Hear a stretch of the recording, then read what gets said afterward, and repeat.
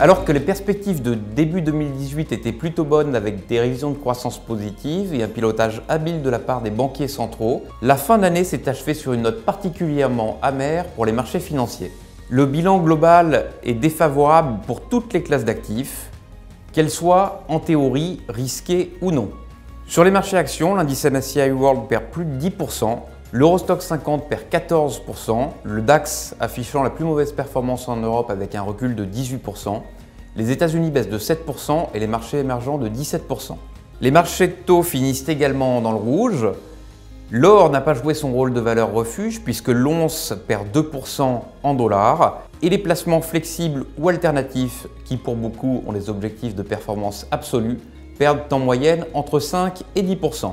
Pour un investisseur européen, il fallait avoir du dollar ou du franc suisse en liquidité pour obtenir un rendement légèrement positif. Quelles sont les raisons de ces performances médiocres? D'un point de vue fondamental, le bilan macroéconomique est plutôt positif avec une croissance mondiale qui devrait avoisiner les 3,7%.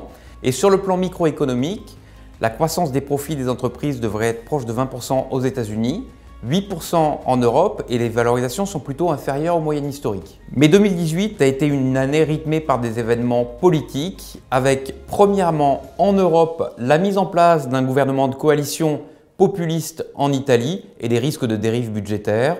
Le sujet du Brexit n'est pas réglé. Deuxièmement, les devises de pays émergents ont lourdement chuté en début d'année pour des raisons qui sont propres à chaque pays. Et face à cela, le coût de la dette libellée en dollars a fortement augmenté, situation intenable à long terme.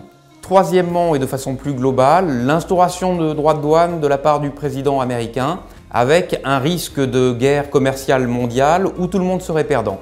Cette année se caractérise aussi par des conditions monétaires moins accommodantes, un renchérissement du coût du crédit aux États-Unis, ce qui pourrait acter un ralentissement de la croissance économique que nous connaissons maintenant depuis 10 ans.